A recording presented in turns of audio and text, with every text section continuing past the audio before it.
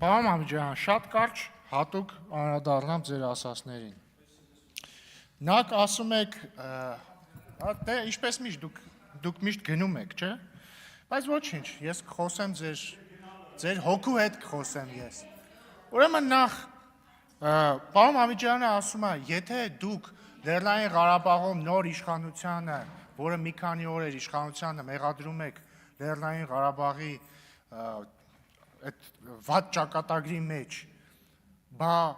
ինչի ձեզ չեք մեղադրում։ Ես ուրիշ հակառակ տրամաբանությամբ տամ հարցը տամ։ Եթե ըստ ձեզ դե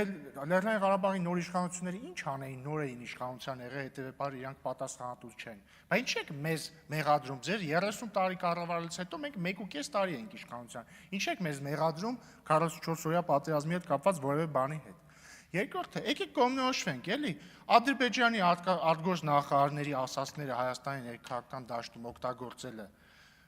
նորմալ պրակտիկա է, թե չէ, որտեղ եթե պարզվի որ նորմալ պրակտիկա է,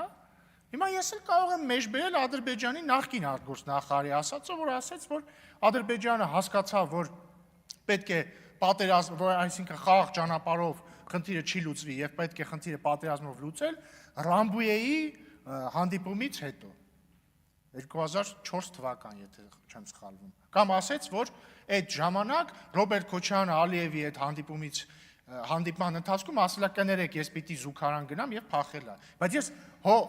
ես աննորմալ չեմ դա բերեմ մեր ներքաղաքական դաշտում որպես փաստարկ օգտագործեմ, որտեղ ես չգիտեմ ինքը ճիշտ է ասում թե սուտ է ասում, որտեղ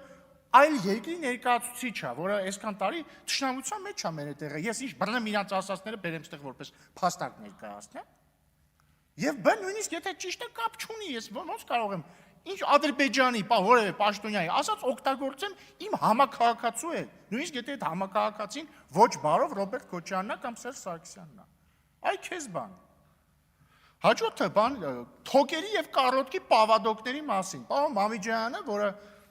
նոր դուրս եկավ դահլիճից, ենթադրաբար արդեն իր կաբինետ է հասնում, զուտ աշխարհագրորեն, որ ասես մտածում եմ, իր կաբինետ պետք է հասնելուց լինի, հուսով եմ արդեն ռադիոն կմիացնի եւ կլսի։ Ասում է, բա ո՞նց ենք ստեպ ստորագրել։ Իսկ ինչի եք ստեպ ստորագրել։ Կարող է, որովհետեւ չկարողացաք ասոցիացիան համաձայնագիր ստորագրել Եվրամիության հետ, որովհետեւ Սերժ Սարգսյանին մի օր, ասենք 2013 թվականի սեպտեմբերին, կանչեցին, ասին, չէ, դու դա չես ստորագրելու, ինքն էլ ասաց, լավ։ Թարգմանաբար եմ լավ ասում, էլի, այլ լեզվով ասես։ Կարող է դա պատճառը։ Նես որ ես խորհուրդ եմ տալիս ընդհանրապես ելույթ ունենալուց առաջ մի փոքր մտածել, շնորհակալություն։ Արթուր Խաչատրյան